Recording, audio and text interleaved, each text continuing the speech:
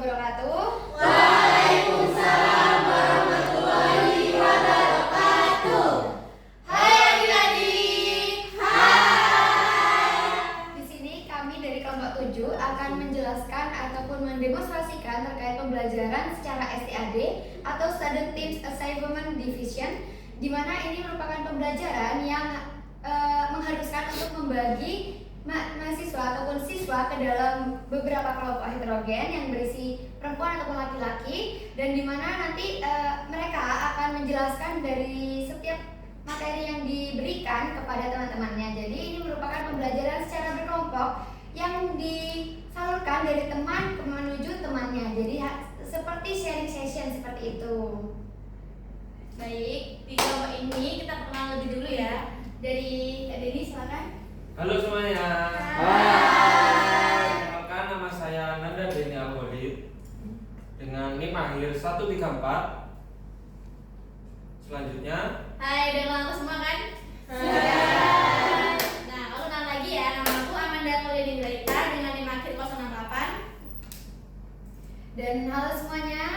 Hai. Perkenalkan, aku Najwa Nur Aziza dengan NIM akhir 010. Hai semuanya. Hai. Kenalkan, nama saya Berlia Cantika Anugrah dengan NIM akhir 112. Nah, di sini kita meminta tolong kepada kalian untuk menjadi siswa atau sebagai anak didik peserta untuk kita presentasi mengenai mata kuliah kita di SBMD, di mana saya mohon kepada kalian untuk kerjasamanya dan juga kekompakannya ya. Dan kita tidak memberikan kalian kisi-kisi apapun mengenai mata pelajaran ini. Jadi kita Mengalir mengalir saja. saja. Oke? Oke. Terima kasih semuanya. Sama-sama. Assalamualaikum warahmatullahi wabarakatuh. Waalaikumsalam warahmatullahi wabarakatuh. Semangat sekali ya kalian ya. Semangat siap punya anak-anak. Siap, Bu. Sehat semuanya. Alhamdulillah sehat. Kita ketemu di pertemuan hari ini, di mana pertemuan kali ini kita akan membahas mengenai makanan. Nah, sebelum kita membahas mengenai makanan, kita absen terlebih dahulu ya. Apakah temannya ada yang nggak masuk hari ini? Semua ya, ya, aman ya, sehat semua ya. Sehat. Alhamdulillah.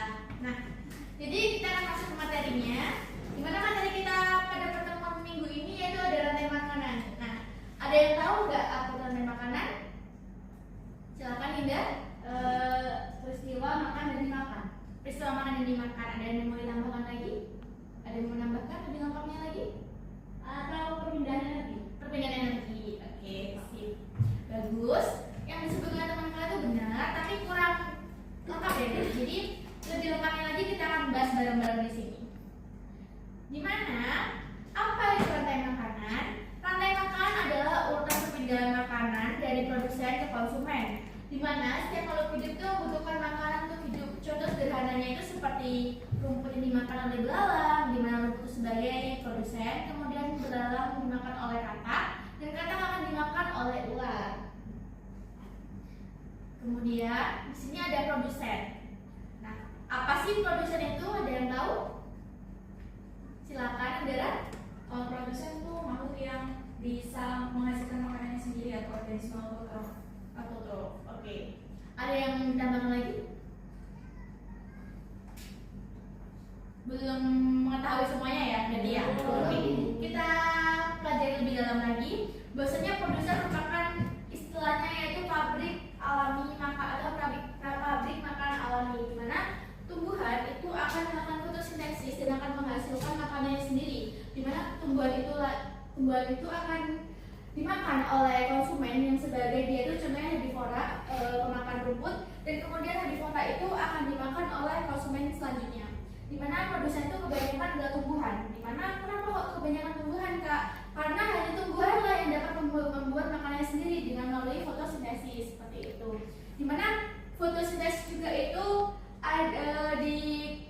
didukung atau dikembangkan oleh ditunjang oleh beberapa berbagai faktor abiotik, contohnya seperti matahari, oksigen, karbon dioksida, kemudian air, dan cahaya dari sinar matahari. Next.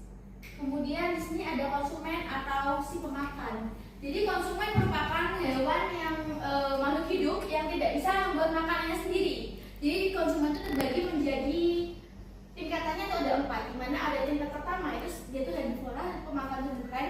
Kemudian tingkat yang kedua yaitu karnivora, pemakan daging. Tingkatan ketiga itu omnivora, pemakan segala. Dan di tingkatan yang paling puncak itu adalah karnivora. Kenapa tingkat puncak itu mesti karnivora? Ada yang tahu? Aldira? Karena dia puncak, jadi setelah dia sudah nggak ada yang bisa makan selain dekomposer.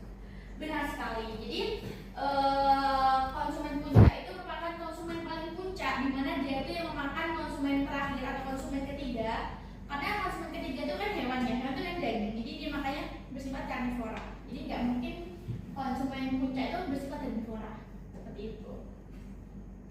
Kemudian ada pengurai. Apa sih pengurai itu? Silakan. Pengurai itu adalah mikroorganisme yang mengkonsumsi atau menguraikan konsumen puncak yang bersifat karnivora.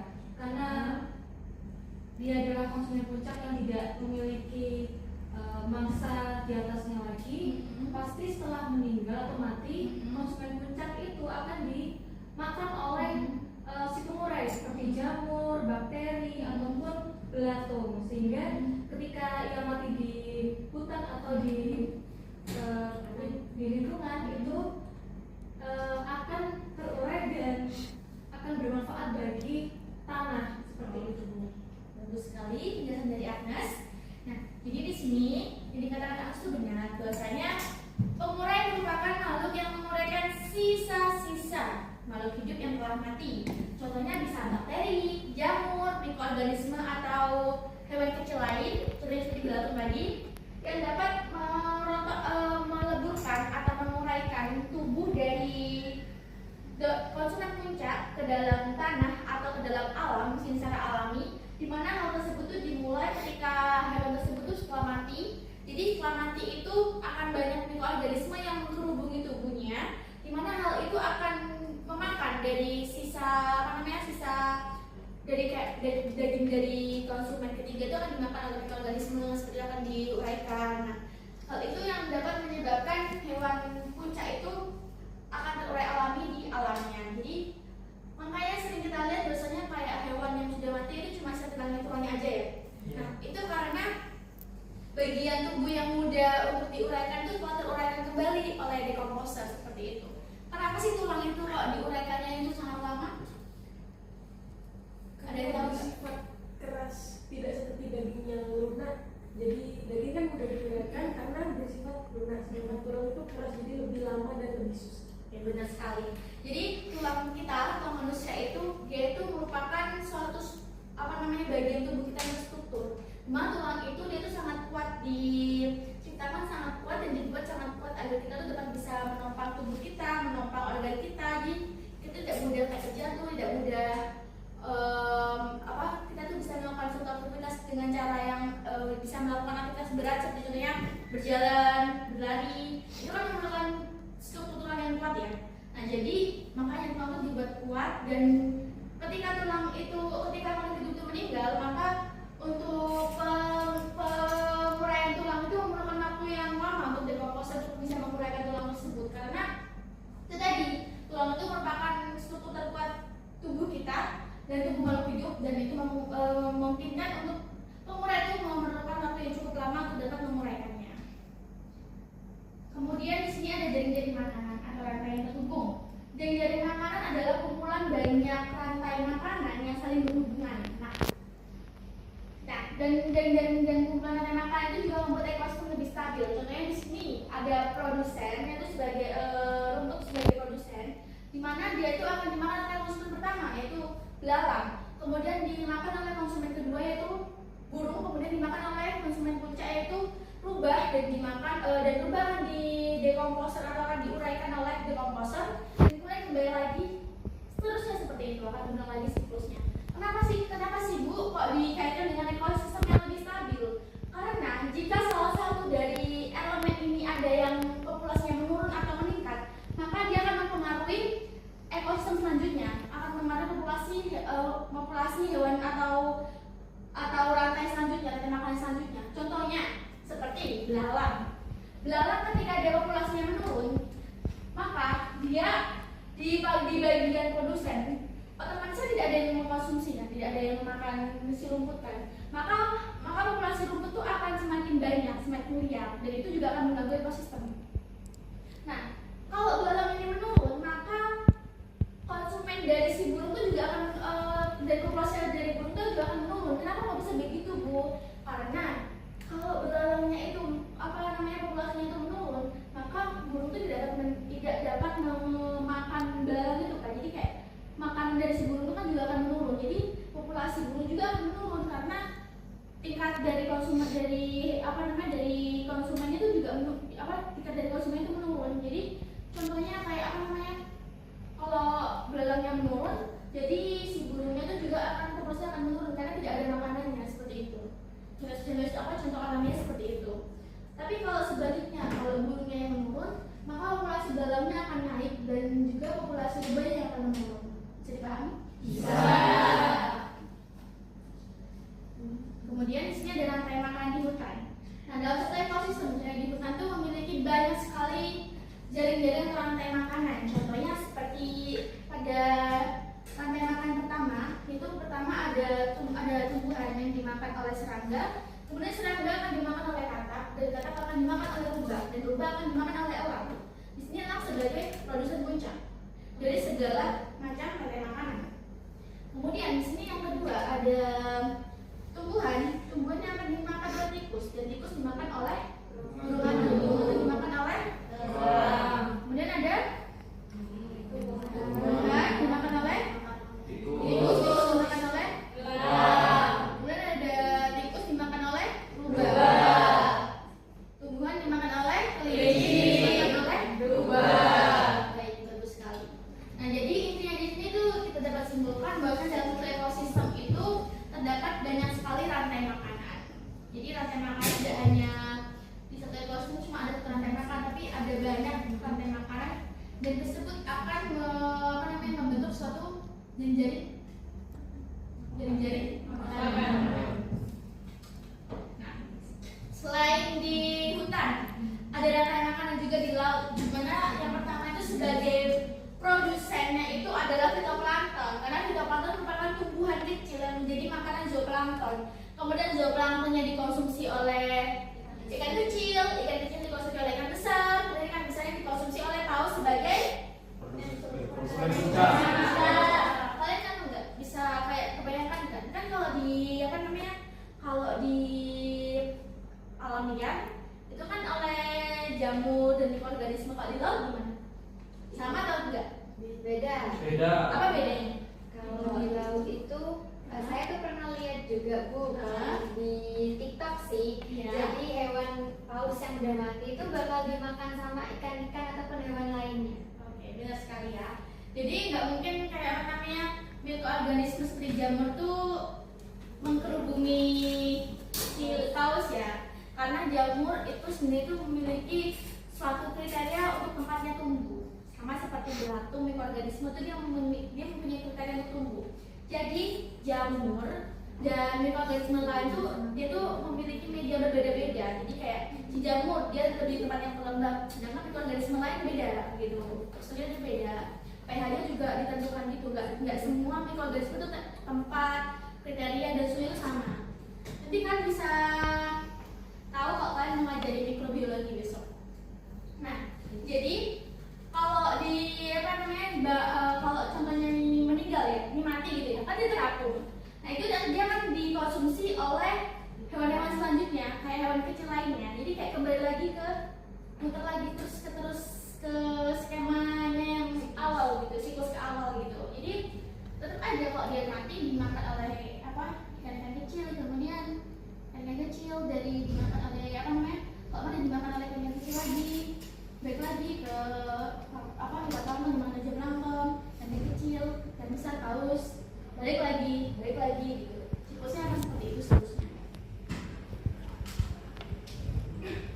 Kemudian menjaga keseimbangan alam. Ini sangat penting untuk kita sebagai siswa untuk tahu bahwasanya alam itu punya keseimbangannya sendiri, di mana setiap makhluk itu saling bergantungan. Jadi ada yang namanya simbiosis, kan? Atau simbiosis kan? Tahu ya, itu. Makhluk itu saling bergantungan. Ada yang merugikan, ada yang menguntungkan, ada yang tidak merugikan, ada yang tidak menguntungkan. Nah, jika salah satu bagiannya terganggu, maka seluruh makanan itu, seluruh rantai makanan juga akan terpengaruh. Kenapa seperti itu? Seperti yang saya jelaskan tadi, kalau salah satu yang mengalami penurunan atau peningkatan populasi, maka itu juga akan mempengaruhi pada populasi yang lain. Seperti populasi yang selanjutnya akan mengalami penurunan, sebelumnya akan mengalami peningkatan, begitu sebaliknya. Nah, jadi semua makhluk hidup itu di alam saling berhubungan. Nah, jika kita merusak alam, maka keseimbangan rantai makanan akan terganggu. Makanya kita pintar-pintar untuk bisa mencerna bagian mana yang membuat alam itu rusak, bagaimana yang melestarikan alam. Jadi penting bagi kita untuk mengetahui seberapa penting keseimbangan alam itu terjaga. Jadi kalau naik keseimbangan alam kayak ekosistem itu tidak terjaga atau tidak stabil, maka yang rugi akan diri kita sendiri. Dampaknya lagi juga akan ke diri kita lagi gitu. Jadi kita tuh penting banget untuk menjaga keseimbangan alam agar hidup kita juga seimbang. Karena dimanapun kita itu berkesinambungan dengan alam. Jadi gitu ya. Jadi kita harus penting banget untuk menjaga alam. Tidak boleh membuang sampah sembarangan, kemudian tidak boleh penebangan liar, kemudian tidak boleh berburu liar. Karena berburu liar itu sangat krusial karena dapat membuat populasi itu menurun. Jadi kalau populasinya menurun, maka akan nyalur tuh ke rantai makanan selanjutnya. Tidak stabil ya, Tidak stabil, benar sekali. Kemudian di sini ada tugas kelompok, di mana di sini kalian ada 18 orang. Saya ingin kalian tuh berbagi kelompok menjadi 6 kelompok, di mana pada kelompok pertama membahas mengenai produsen, kelompok kedua mengenai konsumen pertama, kelompok ketiga mengenai konsumen kedua, dan selanjutnya sampai di kelompok satu. Paham? Nanti setelah kalian membentuk kelompok, proyekan kelompok akan maju dan mempresentasikan secara umum apa itu produsen, apa itu konsumen satu, konsumen dua, dan selanjutnya.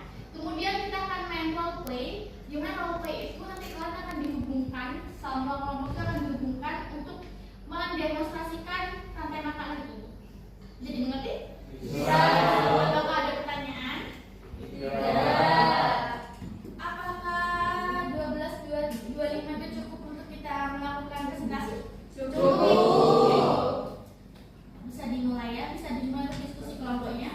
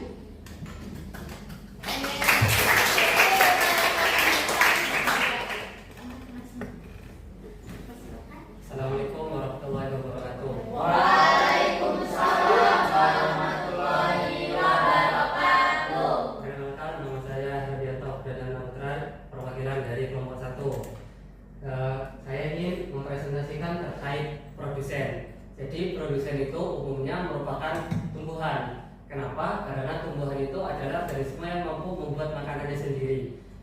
Tumbuhan membuat makanan sendiri itu melalui fotosintesis. Fotosintesis itu memerlukan air, terus juga cahaya matahari dan juga karbon dioksida yang nantinya akan menghasilkan oksigen dan juga glukosa. Tepuk tangan. Baik, pemaparan dari Hadir sangat bagus sekali, di mana dia memberikan pemaparan yang sangat lugas mengenai dengan produsen. Terima kasih Ardianto, bisa duduk di sebelah sana ya. Kemudian untuk kelompok 2, silakan. Assalamualaikum warahmatullahi wabarakatuh.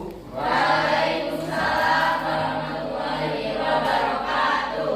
Perkenalkan, nama saya Tommy Agung Sestio. Saya akan mempresentasikan tentang konsumen satu. Jadi konsumen satu merupakan hewan yang tidak dapat menghasilkan makanannya sendiri. Oleh karena itu konsumen satu menghasilkan atau membutuhkan energi dari produsen. Jadi konsumen satu ini sangat penting dalam menghubungkan dari antara produsen ke konsumen tingkat selanjutnya. Terima kasih. Penjelasan dari kelompok 2, di mana dia lengkap juga untuk mengaitkan antara produsen di konsumen 1 dan konsumen 1 ke konsumen 2. Kemudian silakan ke kelompok 3. Baik, assalamualaikum warahmatullahi wabarakatuh. Waalaikumsalam warahmatullahi wabarakatuh. Baik, saya di sini akan menjelaskan tentang konsumen 2. Itu konsumen 2 sama juga konsumen 2 tidak dapat menghasilkan makanannya sendiri, namun konsumen 2 itu memakan dari konsumen 1 atau serangga, atau bisa dikatakan hewan insektivora atau pemakan serangga. Nah, itu konsumen 2 menyalurkan energi dari konsumen 1 ke konsumen selanjutnya. Konsumen 3, kemudian konsumen selanjutnya. Kelompok selanjutnya dipersilakan.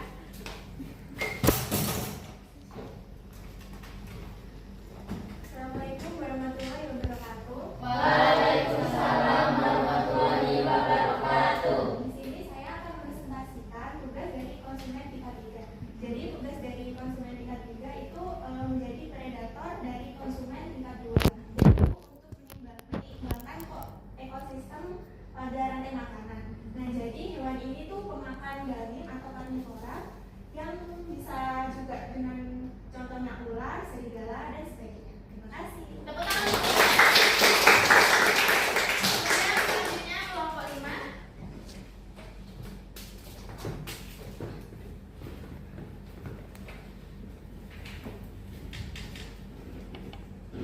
Halo teman-teman. Halo. Di sini saya perwakilan dari kelompok 5 akan menjelaskan terkait peran dari gambar itu elang. Jadi elang itu merupakan konsumen puncak atau konsumen terakhir dalam siklus rantai makanan. Dan dia itu tergolong hewan karnivora, yaitu pemakan daging. Dalam siklusnya itu, elang itu membutuhkan hewan atau konsumen dari konsumen sebelumnya untuk mendapatkan energi untuk pertumbuhan dan kelajuan hidupnya.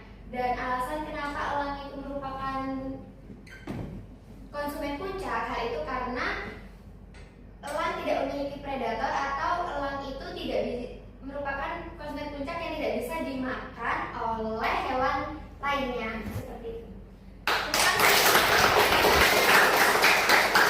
Kemudian terakhir kelompok 6. Silakan. Halo teman-teman, saya Halo.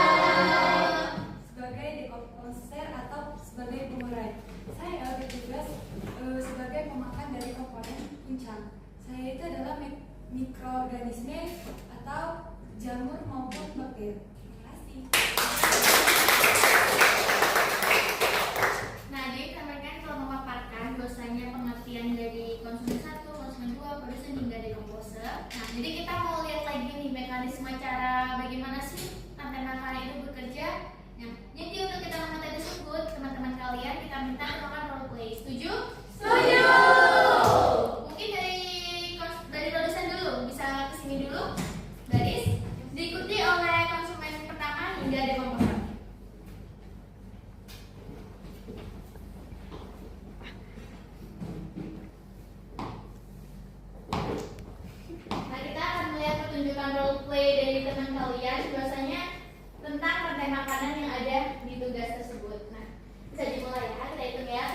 Dua Daniel. Halo semuanya. Aku adalah produsen. Aku bisa menghasilkan makanan sendiri dan aku akan dimakan oleh konsumen satu. Halo semuanya.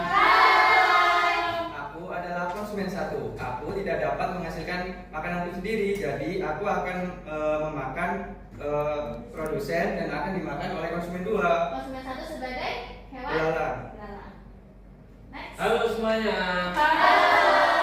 Aku sama seperti konsumen satu, tidak bisa membuat makanan sendiri, tapi saya perlu konsumen satu untuk dimakan untuk kebutuhan saya. Nah, saya juga akan dimakan oleh konsumen selanjutnya. Konsumen dua sebagai. Saya konsumen dua sebagai kata. Selanjutnya, hai semuanya.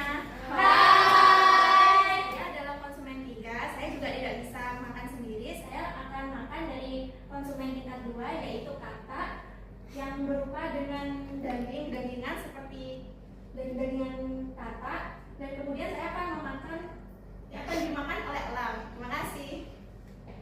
Halo semuanya. Hai. Aku adalah elang dan aku merupakan konsumen puncak. Jadi setelahku itu tidak ada hewan lainnya yang akan memakanku. Aku hanya membutuhkan makanan ataupun energi dari konsumen sebelumnya dan aku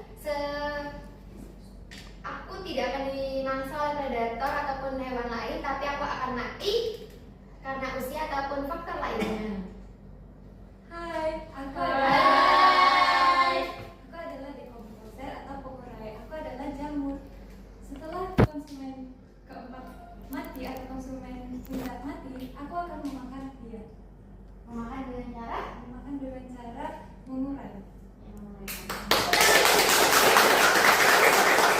Baik, terima kasih teman-teman selanjutnya. Kalian bisa duduk lagi di tempatnya masing-masing dan kita akan melakukan belajar lebih lanjut.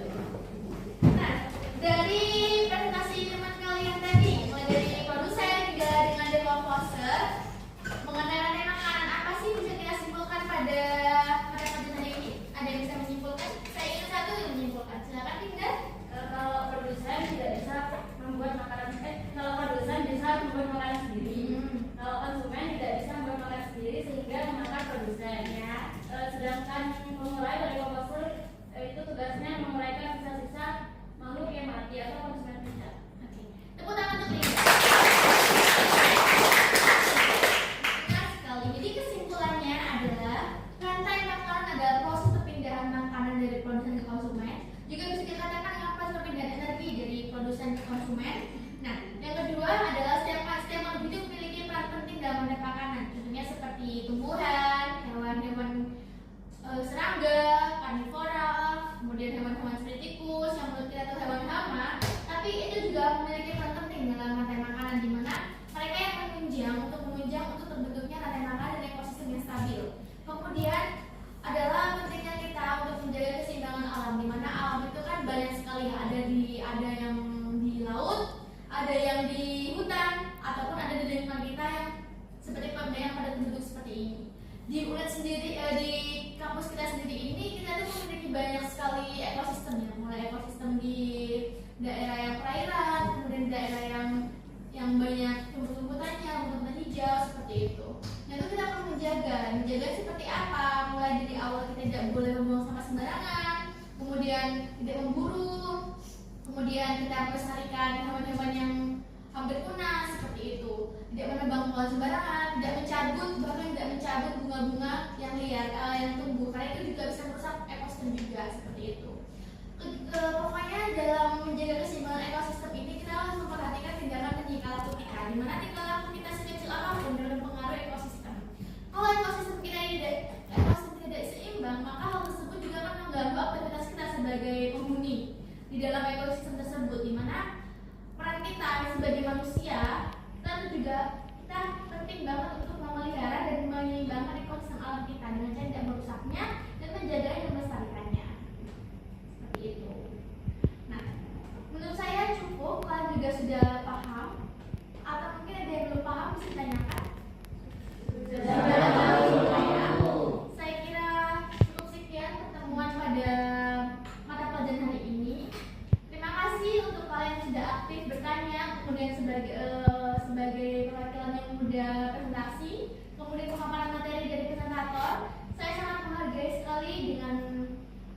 antusias kalian dalam